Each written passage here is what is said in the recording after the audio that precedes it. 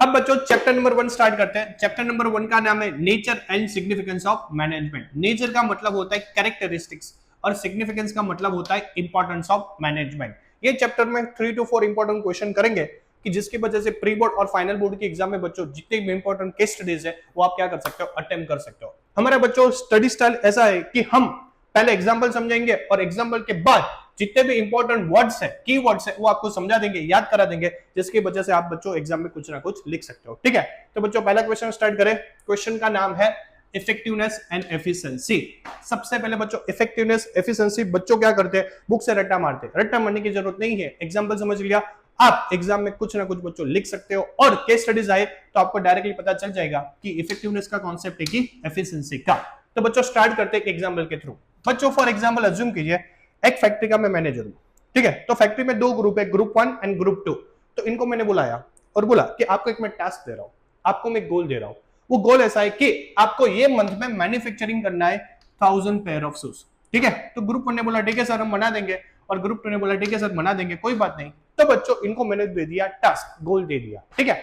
अब बच्चों end of the month मैं दोनों ग्रुप के पास जाता हूं और चेक करता हूं कि इन्होंने गोल कंप्लीट किया कि नहीं किया। तो सबसे पहले मैं ग्रुप 1 के पास गया और ग्रुप 1 को बोला क्या हुआ, आपका टारगेट कंप्लीट हुआ। तो ग्रुप 1 ने बोला यस सर हमने टारगेट कंप्लीट कर दिया, हमने 1000 पेयर ऑफ शूज बना दिए। मैंने बोला बढ़िया, कोई बात नहीं। लेकिन बच्चों मैंने वहां पे रिपोर्ट पढ़ी, मैंने ऑब्जर्वेशन किया कि इन्होंने टारगेट तो कंप्लीट कर दिया, लेकिन इन्होंने मैक्सिमम रॉ मटेरियल यूज किया। आप यहाँ पे चेक कीजिए मैक्सिमम रॉ मटेरियल यूज किया है, यहाँ पे इन्होंने मैक्सिमम वेस्टेज किया है, जिसकी वजह से मेरा मैन्युफैक्चरिंग कॉस्ट क्या हो गया, हाई, यानी कि मेरा प्रॉफिट मार्जिन क्या हो जाएगा, कम। तो इनको मैंने बोला कि देखो आपने शूज तो बना दिए, 1000 पेयर ऑफ शूज तो बना दिए, लेकिन आपने मेरी कंपनी का कर दिया लॉस। क्या कर दिया, लॉस। आपको रॉ मटेरियल है वो प्रॉपर यूज करने चाहिए, ऑप्टिमम रिसोर्सेज यूज करने चाहिए थे, वेस्टेज कम करना चाहिए था, मेरा मैन्युफैक्चरिंग कॉस्ट कम करना चाहिए था, जिसकी वजह से मैं प्रॉफिट कमा पाऊं। आपने तो मेरा नुकसान कर दिया। तो बोले कि सर सुनो, हमें इफेक्टिवनेस क्या है, इफेक्टिवनेस ग्रुप 1 है वो इफेक्टिवनेस का कॉन्सेप्ट अप्लाई करता है, जिनका सिर्फ और सिर्फ टारगेट क्या होता है कि भाई हमें 1000 पेयर ऑफ शूज बनाने थे तो वो बना दो। कॉस्ट से मतलब नहीं है, रॉ मटेरियल से मतलब नहीं है, वेस्टेज से मतलब नहीं है, सिर्फ और सिर्फ हमारा काम गोल को कंप्लीट करने का होता है। तो मैंने बोला ऐसा नहीं चलता है, सिर्फ और सिर्फ गोल कंप्लीट करना, टास्क कंप्लीट करना वो काफी नहीं होता है, साथ साथ में ये सारे factor, raw material, wastage, cost, ये सारे फैक्टर को आपको क्या है कंसीडर करने चाहिए थे। तो ये बोलेंगे नहीं सर हमसे नहीं होता है, हम तो क्या है भाई इफेक्टिवनेस। मैंने बोला ठीक है चलो छोड़िए। फिर बच्चों में गया ग्रुप 2 के पास और ग्रुप 2 को बोला टारगेट कंप्लीट हुआ। तो इन्होंने बोला सर हमारा टारगेट कंप्लीट नहीं हुआ है, सॉरी। मैंने बोला सॉरी क्यों, आपको तो टारगेट कंप्लीट करना चाहिए था ना, तो आपने क्यों नहीं किया। बोले कि सर देखो यहाँ पे इन्होंने मैक्सिमम रॉ मटेरियल यूज किया, हमने मिनिमम रॉ मटेरियल यूज किया, इन्होंने मैक्सिमम वेस्टेज किया, हमने मिनिमम वेस्टेज किया। हमारा जो कॉस्ट है मैन्युफैक्चरिंग वो क्या हो गया, लोअर, हमने मैन्युफैक्चरिंग कॉस्ट हमारी कम है, जिसकी वजह से सर आप प्रॉफिट अच्छा खासा कमा सकते हो।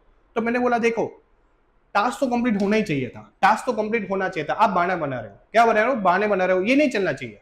आपका ऑप्टिमम रिसोर्स तो यूज होना ही चाहिए, रॉ मटेरियल मिनिमम यूज होना चाहिए, मिनिमम वेस्टेज भी होना चाहिए, मिनिमम कॉस्ट भी होना चाहिए, साथ साथ में क्या है टारगेट भी कंप्लीट होना चाहिए।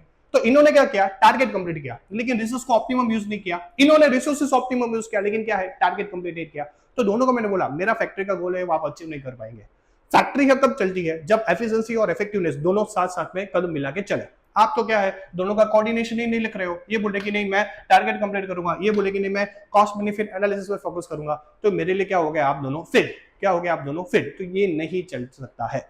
कंक्लूजन बच्चों ऐसा है कि कोई भी ऑर्गेनाइजेशन, कंपनी, फर्म अगर सक्सेसफुली चलना चाहती है तो एफिशिएंसी एंड इफेक्टिवनेस ये दोनों का बच्चों कॉम्बिनेशन होना जरूरी है। तो ही कंपनी प्रॉफिट मेकिंग बन सकती है, मार्केट में सर्वाइव कर सकती है, कॉम्पिटिटर को बीट कर सकती है। अदरवाइज कंपनी को आगे जाके क्या होना पड़ेगा बच्चों, क्लोज होना पड़ेगा, यानी कि मार्केट में वो लॉन्ग टर्म सर्वाइव कर पाएंगे नहीं।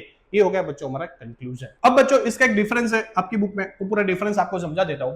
पहला है बच्चों इफेक्टिवनेस एंड एफिशिएंसी का मीनिंग।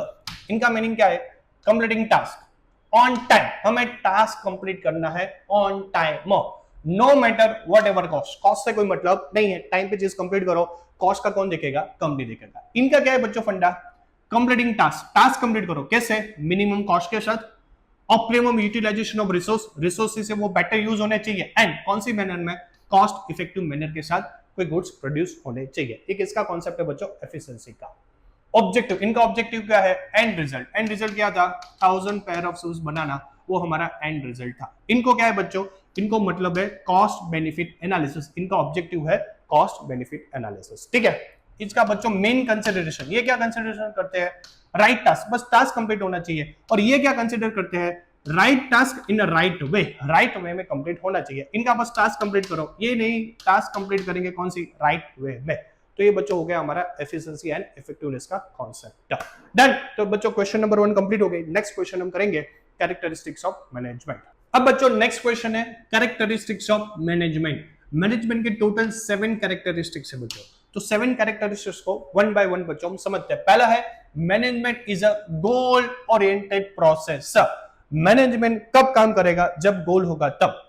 गोल नहीं है तो मैनेजमेंट बोल रहा है मैं मैनेज कैसे करूं, मेरा कोई काम ही नहीं है, मेरा कोई डायरेक्शन ही नहीं है। तो ऑर्गेनाइजेशन को सबसे पहले क्या है बच्चों, कुछ गोल सेटअप करना पड़ेगा। गोल के बाद मैनेजमेंट अपनी एक्टिविटी को क्या करेगा बच्चों, परफॉर्म। आपका एग्जांपल देख लो बच्चों, आप 12th स्टैंडर्ड में अच्छे परसेंटेज लाना चाहते हो जिसकी वजह से आपको कॉलेज में एडमिशन मिले, तो बच्चों आप अपने आप को क्या करते हो, मैनेज करते हो। स्कूल जाते हो, यस। कोचिंग सेंटर जाते हो, यस। ऑनलाइन लेक्चर देखते हो, यस। प्रोजेक्ट प्रिपेयर करते हो, यस। मोबाइल देखते हो, यस। शाबाश बेटा बच्चों। तो सीधी बात है ना, आप अपने आप को क्यों मैनेज करते हो, आप पूरे दिन मैनेज क्यों करते हो बच्चों, क्योंकि आपको क्या है, गोल अचीव करना है, इसलिए क्या है आप बच्चों मैनेजमेंट करते हो। वैसे ही बच्चों स्कूल का एग्जांपल यहाँ पे मैंने आपके लिए बनाया है। स्कूल का बेस्ट टू बेस्ट रिजल्ट लाना, ये अपना गोल है। ठीक है, स्कूल का क्या गोल है कि भाई बेस्ट स्टूडेंट का रिजल्ट लाना, इसलिए क्या करते हैं वो टाइम टेबल मैनेज करते हैं, यस, जिसकी वजह से सिलेबस टाइम पे कंप्लीट हो। टीचर को असाइन करते हैं टास्क, टीचर को रिक्रूट करते हैं जिसकी वजह से आपको अच्छी खासी एजुकेशन मिल पाए, तो वो ऑर्गेनाइजेशन का मैनेजमेंट करते हैं। फिर बच्चों डायरेक्टिव, आपको मोटिवेशन करते हैं जिसकी वजह से आप अच्छे डायरेक्शन में काम करो। आपका एग्जाम रखते हैं, रिजल्ट चेक करते हैं, उसमें बच्चों आपको गाइडेंस देते हैं जिसकी वजह से आप अपना रिजल्ट क्या है, इंप्रूव कर पाओ। तो स्कूल क्या करते हैं, मैनेजमेंट करते हैं, किसका, टाइम टेबल का, टीचर का, स्टूडेंट को मोटिवेट करने का, स्टूडेंट का रिजल्ट चेक करने का, एग्जाम रखने का, पूरे दिन क्या करते हैं वो लोग, मैनेजमेंट करते हैं। तो याद रखना बच्चों, गोल होगा तो मैनेजमेंट होगा, गोल नहीं है तो मैनेजमेंट बोला मेरा कोई रोल है नहीं। तो बच्चों इसमें क्या क्या लिख सकते हो आप, मैं एक बार आपको ओवरव्यू बता दूं। Without goal management has no direction, yes. Organisation has to set goal, organisation क्या करना पड़ेगा, कुछ ना कुछ गोल सेट करना पड़ेगा, तब जाके मैनेजमेंट का आगे एक्टिविटी बढ़ेगा। Function and activity of management lead to achieve organisation goal. Management function करेगा, एक्टिविटी करेगा, जिसकी वजह से ऑर्गेनाइजेशन का क्या है, गोल होगा। ठीक है, ये बच्चों प्रिंसिपल वाला एग्जांपल याद कर सकते हो। तो पहला कौन सा हो गया बच्चों, management is a goal oriented process. Clear. Next बच्चों, management is a pervasive. Number 2, management is a pervasive. Pervasive को बच्चों शॉर्ट में हम ऐसा बोल सकते हैं, प्रेजेंट एवरीवेयर।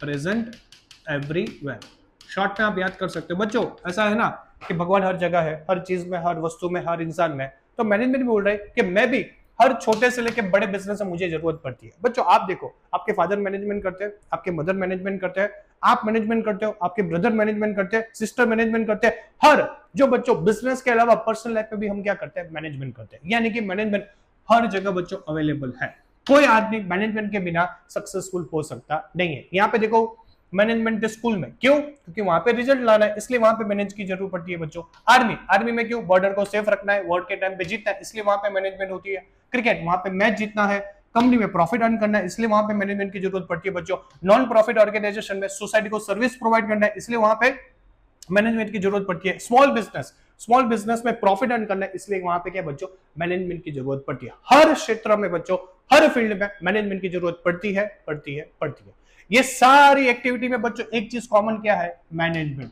आपकी लाइफ में, मेरी लाइफ में, बिजनेस में, सब में बच्चों एक चीज कॉमन रहेगी, कौन सी, मैनेजमेंट। इसलिए याद रखना मैनेजमेंट क्या है, एवरीवेयर का मतलब परवेसिव।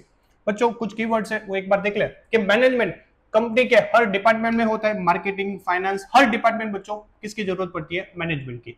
हर लेवल पे, top level, middle level, bottom level, हर बच्चों लेवल पे किसकी जरूरत पड़ती है, मैनेजमेंट की। And organisation, non profit organisation है या फिर स्मॉल है, मैन्युफैक्चरिंग है, नॉन मैन्युफैक्चरिंग है, हर जगह बच्चों किसकी जरूरत पड़ेगी, मैनेजमेंट। याद रखना मैनेजमेंट इज अ एवरीवेयर, यानी कि परवेसिव। तो बच्चों ये हो गया हमारा कौन सा, features number 2, management is a pervasive. Next है बच्चों, management is a continuous process. Continuous का मतलब मैनेजमेंट चलता रहेगा, कभी स्टॉप होगा नहीं। एक गोल कंप्लीट होगा तो दूसरा गोल होगा, एक कंप्लीट होगा तो दूसरा। बच्चों आपका एग्जांपल देखो, 10th में अच्छे परसेंटेज लाने का आपका गोल था, तो उसके लिए आपने मैनेजमेंट किया, फिर 11th आया, फिर 12th आया, फिर कॉलेज आएगा, फिर बच्चों आपका जॉब, बिजनेस, फिर फैमिली प्लानिंग, तो बच्चों आपका मैनेजमेंट चलता रहा चलता रहा चलता रहा, कभी भी वो स्टॉप होता नहीं है। इसका बच्चों स्कूल का भी एग्जाम्पल आपके लिए बनाया है। 2024 और 2025 में आपके स्कूल ने प्लानिंग की, ऑर्गेनाइजिंग की, डायरेक्टिंग की, कंट्रोलिंग की, तो बच्चों मैं ऐसा बोल सकता हूं अब 2025 और 2026 में उनकी जरूरत नहीं पड़ेगी। क्यों? क्योंकि ऑलरेडी 2025 में प्लानिंग, ऑर्गेनाइजिंग, डायरेक्टिंग, कंट्रोलिंग ये सब चीज का हमने क्या कर लिया, प्लानिंग, तो नेक्स्ट सेटअप जरूरत नहीं पड़ेगी। मैं सही हूं? नहीं, एब्सोल्यूट रॉन्ग।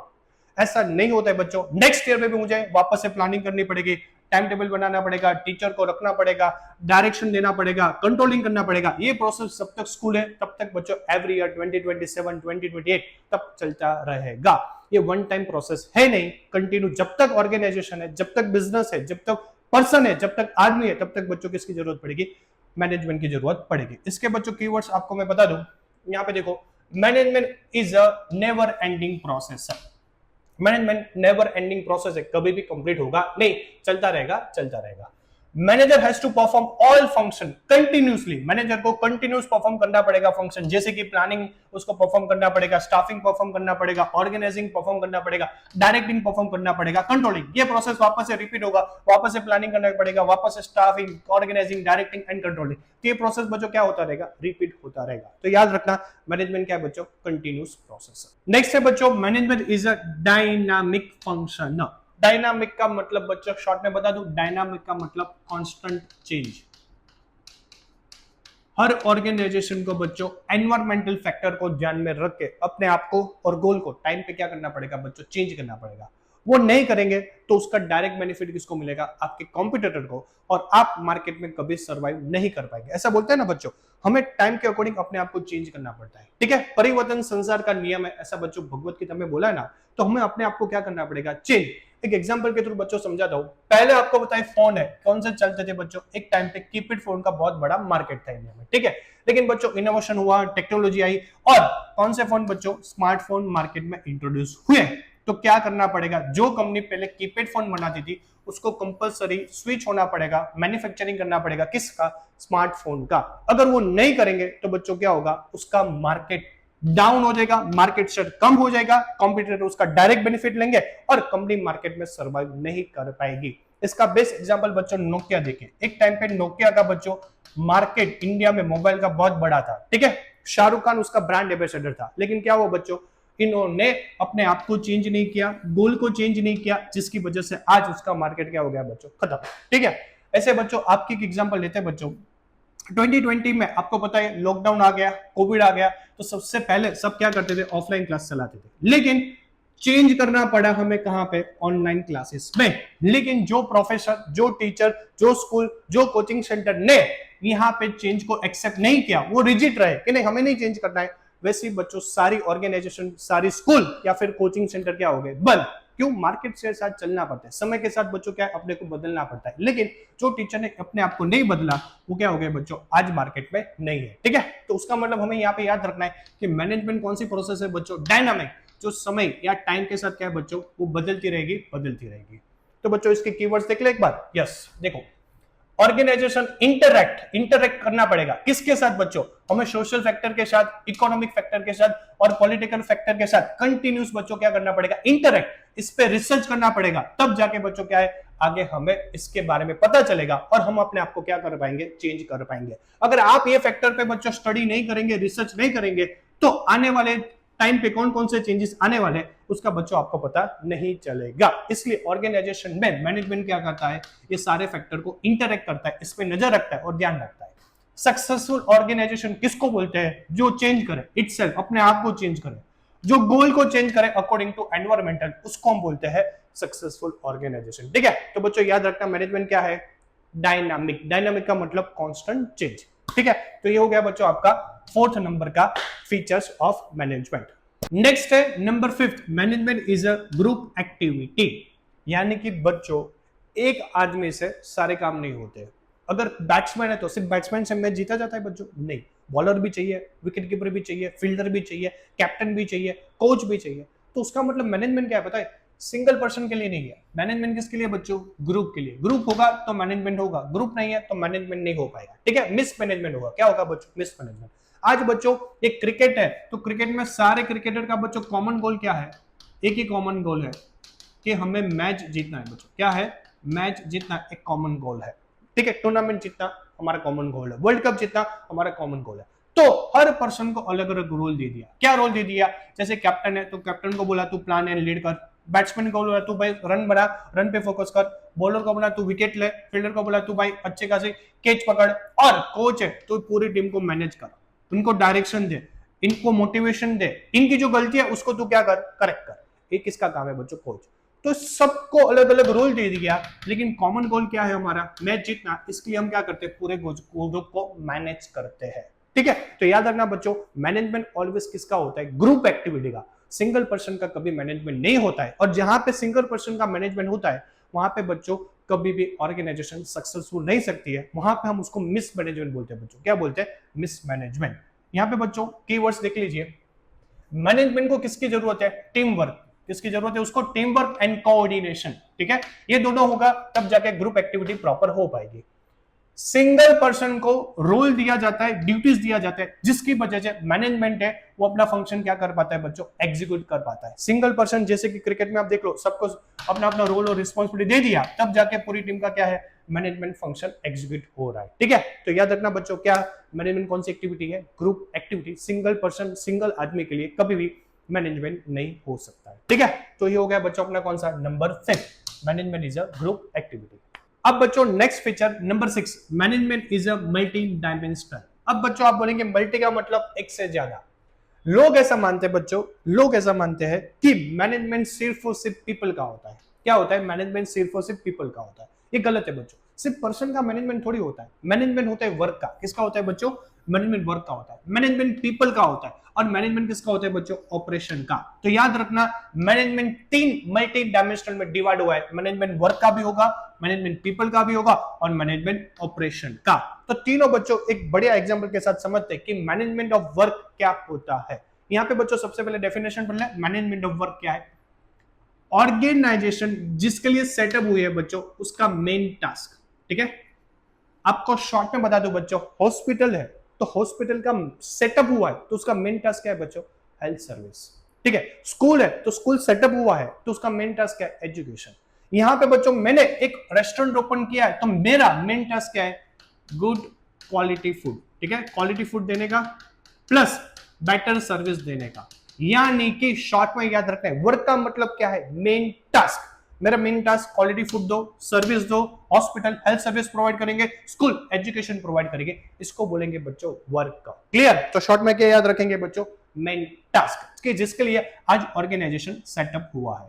नेक्स्ट होता है बच्चों पीपल। सीधी बात है, वर्क कर लिया, चलो हॉस्पिटल बना दिया बच्चों, स्कूल बना दिया, ठीक है, और मैंने रेस्टोरेंट बना दिया, लेकिन किसकी जरूरत पड़ेगी बच्चों? पीपल। तो यहां पे बच्चों देखो, despite the technology most important asset in organisation is a people. क्या है बच्चों? पर्सन। पर्सन नहीं होगे तो आप कुछ काम नहीं कर पाएंगे। तो वर्क हो गया, अब पीपल। बच्चों यहाँ पे देखो सिचुएशन नंबर 1, ये सिचुएशन नंबर 1 में देखो, यहाँ पे आपको कस्टमर कंफ्यूज लग रहे हैं। ये कस्टमर वेट कर रहे हैं ना, क्यों? क्योंकि मेरे पास पीपल नहीं है, वेटर नहीं है, ऑर्डर लिखने वाला पर्सन नहीं है, फूड बनाने वाला पर्सन नहीं है। तो यहाँ पे बच्चों कंफ्यूज लग रहा है। तो बच्चों ये सिचुएशन नंबर 1 में मेरे पास क्या नहीं थे? पीपल नहीं थे। तो मुझे क्या करना पड़ेगा बच्चों? यहाँ पे फूड बनाने वाला एक प्रॉपर आदमी रखना पड़ेगा, वेटर रखना पड़ेगा, ऑर्डर लिखने वाला आदमी रखना पड़ेगा, रिसेप्शनिस्ट में एक अच्छा खासा आदमी को बिठाना पड़ेगा, तब जाके सारे कस्टमर क्या रहेंगे बच्चों? हैप्पी। समझ में आया? तो मतलब बच्चों सिचुएशन नंबर 1 में मेरे पास कोई पीपल नहीं थे, इसलिए कस्टमर क्या है बच्चों? गुस्सा हो गए थे। नंबर 2 में मैंने वेटर ला दिया, फूड बनाने वाला आदमी रख दिया, ऑर्डर लिखने वाला आदमी रख दिया, रिसेप्शनिस्ट रख लिया, तो सारी ऑर्गेनाइजेशन अब क्या हो गई? प्रॉपर मैनेज हो गई। तो वर्क आ गया और मेरे पास क्या आ गया बच्चों? पीपल। अब बच्चों नेक्स्ट मुझे किसकी जरूरत पड़ेगी? ऑपरेशन। आप बोलेंगे सर ऑपरेशन का मतलब क्या है बच्चों? ऑपरेशन का सीधा मतलब होता है प्रोडक्शन साइकिल। क्या होती है? Production cycle. Raw material purchase करेंगे, फिर उसको हम कन्वर्ट करेंगे बच्चों किस में? फिनिश गुड्स पे। तो उसको बोलते हैं प्रोडक्शन साइकिल। बच्चों यहाँ पे एक सिंपल एग्जांपल देखो कि मेरा काम क्या है बच्चों? रेस्टोरेंट में फूड बनाने का। तो सबसे पहले मुझे क्या करने पड़ेंगे? रॉ मटेरियल परचेस करने पड़ेंगे, वेजिटेबल परचेस करना पड़ेगा, यस सर। पनीर परचेस करना पड़ेगा, यस, चीज परचेस करना पड़ेगा, यस, मसाले सब परचेस करने पड़ेगा, यस। तो सबसे पहले मैं रॉ मटेरियल परचेस करूंगा, फिर उसको क्या है बच्चों, फिनिश गुड्स या फिर सेमी फिनिश गुड्स में मैं कन्वर्ट करूंगा। तो ये हो गया मेरा ऑपरेशन, रॉ मटेरियल परचेस किया और उसको कन्वर्ट किया किस पे बच्चों, फिनिश गुड्स में। रेस्टोरेंट में मेरी और ऑपरेशन भी होती है कि मेंटेन मैं प्रॉपर करूं, क्लीन रखूं, हाइजीन रखूं, तो ये भी मेरी क्या है बच्चों, ऑपरेशन हो गई। ठीक है, तो याद रखना है ऑपरेशन का मतलब सिंपल प्रोडक्शन साइकिल कि रॉ मटेरियल को किस में कन्वर्ट करेंगे बच्चों, फिनिश गुड्स में। तो यहाँ पे बच्चों तीन चीज का मैनेजमेंट हमने किया, वर्क यानी कि मेन टास्क, फिर पीपल, फिर बच्चों क्या किया, लास्ट में हमें जो जो हमारे ऑपरेशन है वो ऑपरेशन हमने क्या कर दिए बच्चों, कंप्लीट कर दिया। तो मल्टी डायमेंशनल का मतलब work, people and operation, done. तो बच्चों सिक्स एंड लास्ट हमारा कौन सा रहेगा बच्चों, management is a intangible force. Last है बच्चों, management is a intangible force. आप बोलेंगे सर इनटेंजिबल फोर्स का मतलब क्या है, समझा देता हूं। इनटेंजिबल का मतलब आप मैनेजमेंट को टच नहीं कर सकते, उसको देख नहीं सकते, लेकिन क्या कर सकते हो बच्चों, फील कर सकते हो। एक एग्जांपल के थ्रू बच्चों आपको समझाता हूं, आपके रिलेटेड एग्जांपल है तो बच्चों आपको समझ में आ जाएगा। आपका बच्चों 8 o'clock 8 बजे लेक्चर था, किसका, अकाउंट्स का, तो सारे स्टूडेंट्स आगे बैठ गए। लेकिन 8:20 हुआ, 8:25 हुआ, तो कई सारे स्टूडेंट स्टाफ रूम में गए और देखा कि सर टीचर कोई आए हैं, लेकिन कोई आए नहीं है। ठीक है, लेकिन आधा घंटा late, half an hour 30 minute late के बाद टीचर आए, और टीचर आने के बाद टीचर ने बोला चलो बिजनेस स्टडीज का बुक ओपन कीजिए, मैं आपको रिवीजन करा दूं। तो आप सारे स्टूडेंट्स क्या हो गए बच्चों, गुस्सा हो गए। क्या हो गए, सर ऐसा थोड़ी होता है, आपने बोला था अकाउंट का लेक्चर है, क्या है, अकाउंट का लेक्चर, अब आप बीएसटी का बोल रहे हो तो ऐसा नहीं होगा सर, हम नहीं पढ़ेंगे। तो वहां पे बच्चों जो मिसमैनेजमेंट होगी ना, वो आपको फील होगी। क्या होगी, फील। आप देख नहीं सकते हो, टीचर लेट आए, सब्जेक्ट चेंज कर दिया, तो वहां पे जो मिसमैनेजमेंट हुआ बच्चों आप फील करेंगे, और आपके माइंड में ऐसा चलेगा ये ऐसा थोड़ी मैनेजमेंट होता है, आधा घंटा लेट भी आते हैं और सब्जेक्ट भी चेंज कर देते हैं। तो बच्चों इसको बोलते हैं management is a intangible force. एक एम्प्लॉय है, उसका टारगेट कंप्लीट हो गया बच्चों, तो वो खुश हो गया। क्या हो गया बच्चों, खुश। तो उसका मतलब क्या है, वहां पे मैनेजमेंट उन्होंने फील किया, डन। तो बच्चों ऐसा बता सकता हूं कि 7 to 7 मैंने कैरेक्टरिस्टिक्स आपको समझा दिए विद एग्जांपल। आपके माइंड में एग्जांपल रहेंगे तो 100% बच्चों आप इसके रिलेटेड केस स्टडीज और कोई क्वेश्चन पूछे तो आप बच्चों क्या कर सकते हो, सॉल्व। तो बच्चों ये मेरा कंप्लीट हो गया। नेक्स्ट हम जाएंगे मैनेजमेंट के ऑब्जेक्टिव पे। नेक्स्ट बच्चों क्वेश्चन है ऑब्जेक्टिव ऑफ मैनेजमेंट। ऑब्जेक्टिव का मतलब होता है गोल। मैनेजमेंट की बच्चों 3 गोल होते हैं, जो 3 गोल वो क्या करता है, अचीव करता है। लोग ऐसा मानते हैं कि मैनेजमेंट का सिर्फ और सिर्फ गोल क्या है, प्रॉफिट अर्न करना, ग्रोथ करना। ऐसा नहीं होता है। मैनेजमेंट न्यूट्रल पर्सन है, सबके बारे में सोचता है। मैनेजमेंट सबसे पहले किसके बारे में सोचता है, ऑर्गेनाइजेशन के बारे में, कि ऑर्गेनाइजेशन का ग्रोथ करे, प्रॉफिट करे। फिर वो किसके बारे में सोचता है बच्चों, सोशल। सोशल का मतलब सोसाइटी।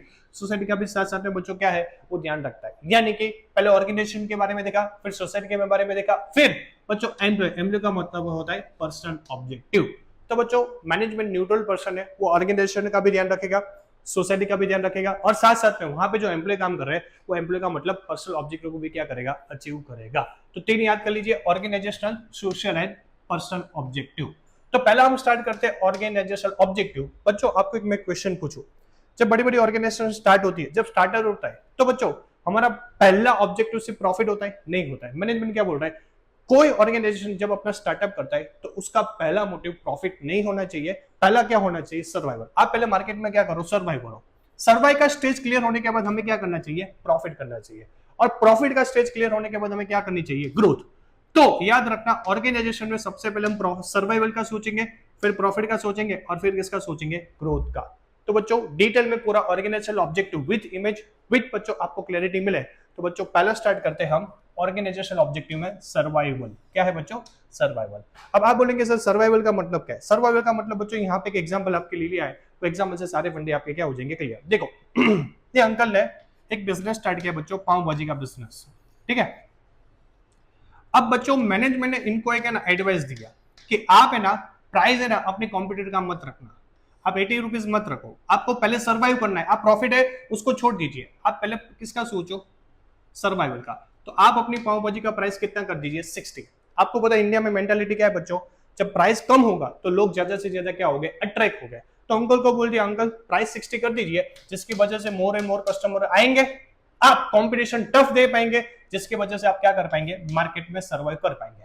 तो अंकल ने बोला ठीक है कोई बात नहीं, मैं 60 रुपीज मेरी सारी कॉस्ट कवर हो जाए ऐसा मैं प्राइस रख देता हूं। तो ये सारी कॉस्ट कवर हो जाए वो ध्यान में रख के अंकल ने कितना प्राइस रख दिया बच्चों, 60। इसको बोलते हैं बच्चों सर्वाइवल। सर्वाइवल का मतलब सिर्फ और सिर्फ बच्चों हम किसका सोचेंगे, मार्केट में कंपटीशन का सोचेंगे, मोर एंड मोर कस्टमर को अपने को अट्रैक्ट करना है, साथ साथ में क्या है बच्चों, अपने को कॉस्ट अपना क्या है कवर करना है। ठीक है, तो ये हो गया बच्चों क्या है सर्वाइवल। याद रखना सर्वाइवल में कभी भी हम प्रॉफिट का नहीं सोचेंगे। तो बच्चों पहला स्टेप क्लियर हो गया सर्वाइवल। अब सर्वाइवल के बाद कौन सा स्टेज आता है बच्चों, सर्वाइवल के बाद हमारी स्टेप आती है कौन सी, प्रॉफिट। अब बच्चों यहाँ पे इमेज में देखिए मोर एंड मोर कस्टमर आने लगे, पहले 2 आते थे, अब दिन के बच्चों कितने आने लगे, 10-15 कस्टमर आने लगे। क्यों, अंकल का सबको टेस्ट अच्छा लगा तो कस्टमर अट्रैक्ट हो गए। तो अंकल ने क्या सोचा, पहले तो मैं कॉस्ट ही कवर कर रहा था, तब मैं प्रॉफिट का कुछ सोचूं, तो इन्होंने क्या कर दिया बच्चों, अपना प्राइस बढ़ा दिया।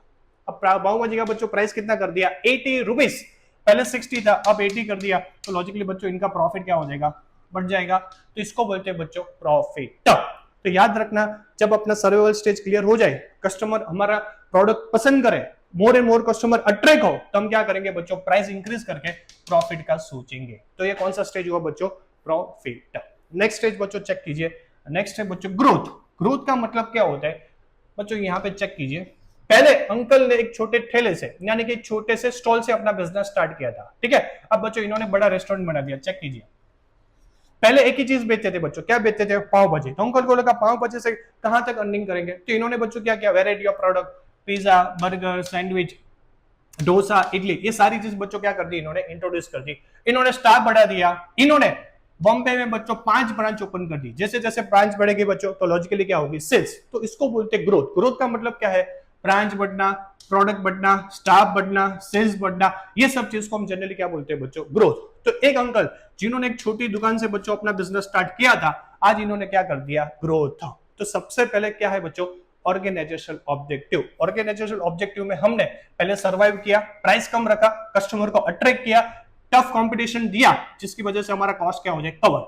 नेक्स्ट बच्चों प्रॉफिट, जहां पे हमने बहुत सारे कस्टमर आने लगे तो प्राइस बढ़ा दिया, तो अल्टीमेटली बच्चों क्या होने लगा, हमारा प्रॉफिट। एंड लास्ट हमारा ग्रोथ, प्रोडक्ट बढ़ा दिया, ब्रांचेस बढ़ा दिया, एम्प्लॉय बढ़ा दिया, तो अल्टीमेटली क्या हो गया, हमारा ग्रोथ। तो पहला बच्चों क्लियर कौन सा है, ऑर्गेनाइजेशनल ऑब्जेक्टिव। डन। नेक्स्ट बच्चों हम स्टार्ट करने वाले कौन सा, सोशल ऑब्जेक्टिव।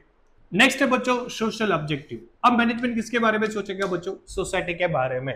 याद रखना बच्चों, बिजनेस सोसाइटी का सबसे इंपॉर्टेंट पार्ट है। बिजनेस सोसाइटी का सबसे इंपॉर्टेंट पार्ट है। बिजनेस सोसाइटी के सारे resource, main, material, method, machine, ये सारे रिसोर्सेज को क्या करता है बच्चों, यूज। तो आज बिजनेस की एक रिस्पॉन्सिबिलिटी, क्या रिस्पॉन्सिबिलिटी है कि सोसाइटी का ध्यान रखे, सोसाइटी के वेलफेयर के लिए काम करे और सोसाइटी में क्या करे बच्चों, कंट्रीब्यूशन। तो बच्चों आपके लिए बेस्ट फॉर एग्जांपल लेके आया हूं कि आज बिजनेस सोसाइटी के लिए क्या क्या कंट्रीब्यूशन कर सकता है बच्चों। तो 1 बाय 1 बच्चों एग्जांपल पढ़ते हैं। सबसे पहला बच्चों देखो टाटा सोल्ट। कई सारे स्टूडेंट्स मुझे पता है कि सर टाटा सोल्ट के पीछे सोशलिज्म क्या हो, आप मुझे बताइए। बच्चों टाटा ने टाटा सोल्ट 1983 में लॉन्च किया। कब लॉन्च किया बच्चों, 1983 में। तो वो टाइम पे बच्चों आपको याद है इंडिया में क्राइसिस चल रहा था, आयोडीन की डेफिशिएंसी, हेल्थ का प्रॉब्लम था। तो टाटा ने क्या सोचा कि एक हम क्वालिटी वाला नमक जो हर घर में देश का नमक होना चाहिए, तो इन्होंने बच्चों टाटा सोल्ट लॉन्च किया। क्या किया, टाटा सोल्ट, जिसकी वजह से बच्चों सबको क्वालिटी नमक मिल पाया। और इसका प्राइस भी टाटा ने क्या रखा बच्चों, रीजनेबल। प्राइस भी रीजनेबल, क्वालिटी भी दी, और साथ में बच्चों जो प्रॉब्लम थी कंट्री पे, जो प्रॉब्लम थी आयोडीन डेफिशिएंसी की, उसको दूर करने में टाटा ने क्या हेल्प किया। तो वो होता है बच्चों सोशल ऑब्जेक्टिव। क्लियर। तो पहला क्या है बच्चों एग्जांपल में टाटा सोल्ट। नेक्स्ट है बच्चों टाटा नैनो। टाटा नैनो आपको पता है कि इंडिया की सबसे सस्ती कार कौन सी है बच्चों, टाटा नैनो। ये कार लॉन्च करने का बच्चों पर्पस क्या था, इसकी भी बच्चों बैक स्टोरी आपको बता दूं। एक दिन रतन टाटा बच्चों कार में जा रहे थे और इन्होंने बच्चों रोड पे एक फैमिली में 4 लोग बाइक पे बच्चों जा रहे थे घर पे। तो इनको थोड़ा फील हुआ, बारिश थी, सब दिख रहे थे, तो इनको थोड़ा फील हुआ कि ये लोग तो महंगी कार कभी अफोर्ड नहीं कर पाएंगे, तो इनके लिए क्या करें हम। तो बच्चों क्या किया रतन टाटा ने इंडिया की सबसे सस्ती कार टाटा नैनो लॉन्च की, जिसकी वजह से बच्चों जो मिडिल क्लास है, जो वीकर सेक्शन है, वो क्या कर पाए बच्चों, वो कार ले पाए। तो सेकंड कौन सा बच्चों, टाटा नैनो। थर्ड बच्चों आपको बताने की जरूरत नहीं है, 2022 में आप सब बच्चे थे कि वो टाइम पे बच्चों क्या आ गया था, कोविड में सबका बिजनेस बंद था, इनकम बंद थी, तो लोग इतने पैसे बच्चों एफोर्ड नहीं कर पा रहे थे। तो क्या किया, मास्क के सैनिटाइजर है वो बच्चों अफोर्डेबल प्राइस में गवर्नमेंट ने क्या कर दिया, लॉन्च कर दिया। तो ये कौन सा ऑब्जेक्टिव हुआ बच्चों, सोशल ऑब्जेक्टिव। एंड अब बच्चों लेटेस्ट आपको पता है ईवी कार, ठीक है, इलेक्ट्रॉनिक व्हीकल या फिर ईवी कार बच्चों आने लगी। तो इसका पर्पस क्या है, एयर क्वालिटी बेटर है, सीधी बात है, petrol and diesel come use हो, और साथ में बच्चों क्या है, पोल्यूशन फ्री हो। तो ये भी सॉल्यूशन क्या है बच्चों, सोसाइटी के लिए है कि पोल्यूशन फ्री रहे सोसाइटी, एयर क्वालिटी मेंटेन रहे, लोग पेट्रोल और डीजल को कम यूज करें, इसलिए क्या है बच्चों ईवी कार लॉन्च की। तो बच्चों ये सब बता सकते हो चारों पर्पस किसके लिए है, सोसाइटी के लिए। अब बच्चों इसके कीवर्ड्स एक बार देख ले। इसमें आपको बच्चों याद रखना है कि एनवायरमेंटल फ्रेंडली प्रोडक्ट, बच्चों ईवी कार याद रख लो, employment opportunity to weaker section, economic wealth and supply quality product at a reasonable price. यहाँ पे बच्चों टाटा सोल्ट का आप एग्जांपल ले सकते हो। तो बच्चों अगर एग्जाम में आए तो 4 पॉइंट आप क्या कर सकते हो बच्चों, ये याद कर सकते हो। तो बच्चों कौन सा हुआ मेरा next objective, social objective. And बच्चों लास्ट ऑब्जेक्टिव होता है पर्सनल ऑब्जेक्टिव। पर्सनल ऑब्जेक्टिव का मतलब बच्चों जो कंपनी में एम्प्लॉय काम करते हैं बच्चों उनको सेटिस्फाइड करना बहुत जरूरी है। टेक्नोलॉजी के बाद बच्चों सबसे इंपॉर्टेंट असेट हमारी कंपनी में, हमारी फर्म में, हमारी ऑर्गेनाइजेशन में बच्चों क्या है, एम्प्लॉय। वो एक्टिविटी करते, फंक्शन करते, प्रॉफिट में कंट्रीब्यूट करते। तो बच्चों आज हर बिजनेस का एक रिस्पॉन्सिबिलिटी है कि उनके भी ऑब्जेक्टिव क्या होने चाहिए, अचीव होने चाहिए। तो बच्चों आपके लिए 4 एग्जांपल लेके आया हूं, ये 4 चीज अगर आप सेटिस्फाइड कर लो तो लॉन्ग टर्म तक एम्प्लॉय हमारी फर्म में क्या है, काम कर सकेंगे। आज के टाइम में पता है बच्चों एम्प्लॉय 6 महीने तक भी नहीं टिकता है, ठीक है ना, क्यों, क्योंकि कंडीशन नहीं होता है बच्चों, वर्किंग कंडीशन बेटर नहीं देते, सैलरी टाइम पे नहीं देते, प्रमोशन नहीं देते। तो आज एक बिजनेस का क्या है, एक इंपॉर्टेंट रिस्पॉन्सिबिलिटी है कि वो एम्प्लॉय को क्या करे बच्चों, सेटिस्फाइड करे। पहला बच्चों यहाँ पे देखो मेरा ऑब्जेक्टिव में पहला है बच्चों, जब एम्प्लॉय आपके वहां ज्वाइन हो तो इनको बच्चों ट्रेनिंग एंड डेवलपमेंट देना जरूरी है। कंपलसरी आप ट्रेनिंग एंड डेवलपमेंट देंगे तो इनको वर्किंग सिस्टम क्या है, कैसे काम करना है, वो पूरा बच्चों इनको नॉलेज आ जाएगी। तो ट्रेनिंग एंड डेवलपमेंट देना जरूरी है। कोई एम्प्लॉय आपके वहां सालों से काम करता है और बहुत बढ़िया काम कर रहा है तो बच्चों इनको प्रमोशन देना जरूरी है। बिना प्रमोशन लॉन्ग टर्म तक वो काम नहीं कर पाएगा। प्रमोशन देंगे तो उसकी ऑथोरिटी बढ़ेगी, रिस्पॉन्सिबिलिटी बढ़ेगी, उसकी सैलरी बढ़ेगी, तो बच्चों अल्टीमेटली वो क्या हो जाएगा, मोटिवेट हो जाएगा। ठीक है, नेक्स्ट है बच्चों देखो, अगर कोई बेस्ट बेटर सेल कर रहा है, हाई सेल कर रहा है, प्रोडक्शन बेटर है, मार्केटिंग बेटर है, फाइनेंस बेटर है, तो उसको सबके सामने क्या देना चाहिए बच्चों, अवार्ड देना चाहिए। ये अवार्ड से 2 फायदे होंगे, वो तो मोटिवेट होगा लेकिन उसके आजू बाजू में जो भी वर्क करे उसका देख के क्या होंगे, वो भी बच्चों मोटिवेट होंगे। ठीक है, तो सबको बच्चों टाइम टाइम पे रिवॉर्ड देना जरूरी है। एंड फोर्थ है बच्चों बेटर वर्किंग कंडीशन। अगर कोई एम्प्लॉय नया है, आप उसको ऑफिस अच्छा ना दो, वर्किंग सिस्टम अच्छा है नहीं है, वर्किंग कंडीशन अच्छा नहीं है, तो बच्चों वो लॉन्ग टर्म तक एम्प्लॉय काम नहीं कर पाएगा। तो आपको वर्किंग कंडीशन बच्चों क्या है, बेटर देना चाहिए। प्रोडक्शन है तो प्रोडक्शन में बच्चों सेफ्टी इक्विपमेंट, हेलमेट, वो सारी चीज आपको प्रोवाइड करनी चाहिए। तो ऐसा बता सकता हूँ ये सारे बच्चों कौन से ऑब्जेक्टिव हुए, पर्सनल ऑब्जेक्टिव। पर्सनल ऑब्जेक्टिव में बच्चों को क्या क्या चीज है, पहला है कॉम्पिटिटिव सैलरी, सैलरी बेटर देनी चाहिए, वर्किंग कंडीशन अच्छी होनी चाहिए, पीयर रिकॉग्निशन, अगर जो काम है, जो काम के लिए वो लायक है तो उसको पीयर रिकॉग्निशन देना जरूरी है, ट्रेनिंग एंड डेवलपमेंट देना जरूरी है, एंड सोशल रिकॉग्निशन देना जरूरी है। तो ये बच्चों कौन से ऑब्जेक्टिव हुए मेरे, पर्सनल ऑब्जेक्टिव। तो ऐसा बता सकता हूँ बच्चों तीनों ऑब्जेक्टिव हमारे कंप्लीट हो गए।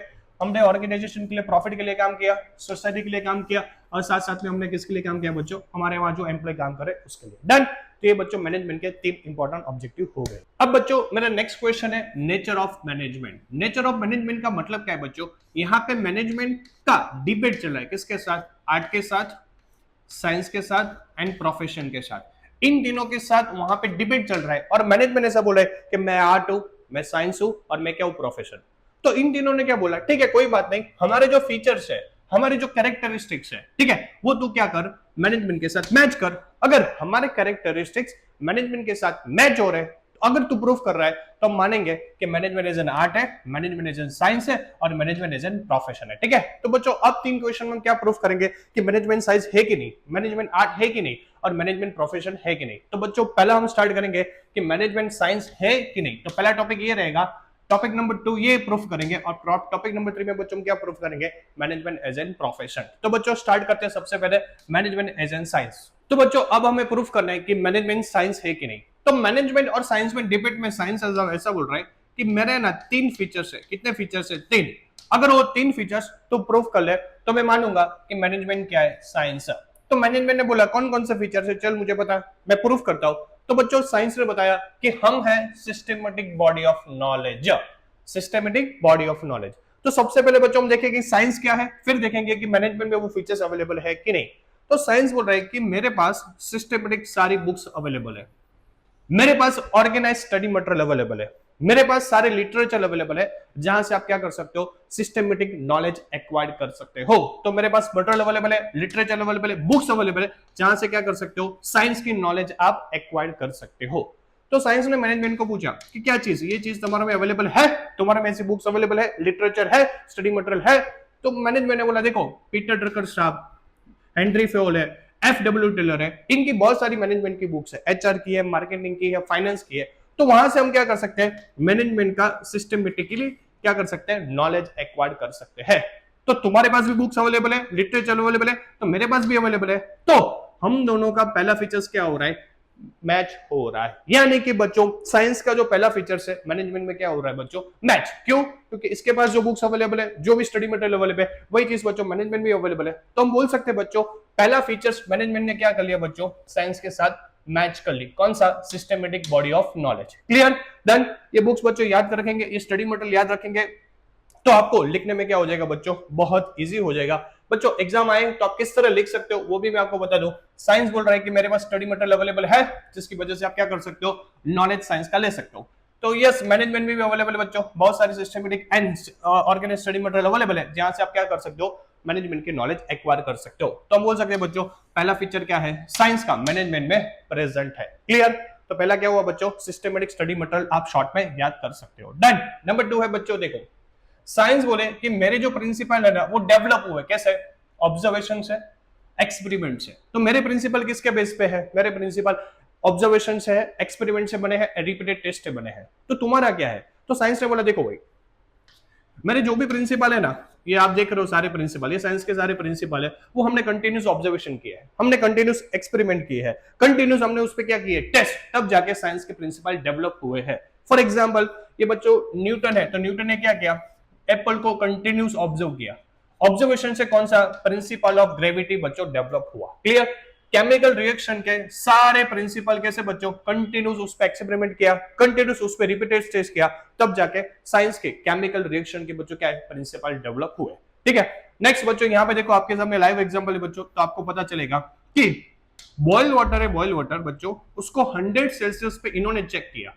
बॉइल वाटर 100 सेल्सियस पे किस पे कन्वर्ट होता है, स्टीम कन्वर्ट होता है। किस में कन्वर्ट होता है बच्चों, स्टीम में। तो इन्होंने बच्चे पहले 50 सेल्सियस पे चेक किया, नहीं हो रहा है, 70 पे किया, नहीं हो रहा है, 80 पे किया, नहीं हो रहा है, फिर 100 सेल्सियस पे बॉइल वाटर क्या है, स्टीम में कन्वर्ट होता है। यानी कि साइंस में ऑब्जर्वेशन की जरूरत पड़ती है, एक्सपेरिमेंट की जरूरत पड़ती है एंड रिपीटेड टेस्ट की जरूरत पड़ती है। तो बोले कि देखो मेरे प्रिंसिपल इस तरह डेवलप हुए हैं, तुम्हारे क्या प्रिंसिपल ऐसे डेवलप हुए, मुझे डिटेल में समझाओ। तो मैनेजमेंट बोले ठीक है कोई बात नहीं, देखो हमारे प्रिंसिपल भी कंटिन्यूस ऑब्जर्वेशन से बने हैं, हमारे प्रिंसिपल भी कंटिन्यूस हमने एक्सपेरिमेंट किए, हमारे प्रिंसिपल में भी हमने कंटिन्यूस क्या किया है, टेस्ट किया है। जैसे कि हेनरी फॉल साहब है, ठीक है, तो ये हमारे हेनरी फॉल साहब ने सारी फैक्ट्री की विजिट की और सारे लेबर को इन्होंने ऑब्जर्वेशन किया, और ऑब्जर्वेशन से इन्होंने 14 प्रिंसिपल क्या किया, डेवलप किया, जो हम चैप्टर नंबर 2 में बच्चों समझने वाले हैं। ठीक है?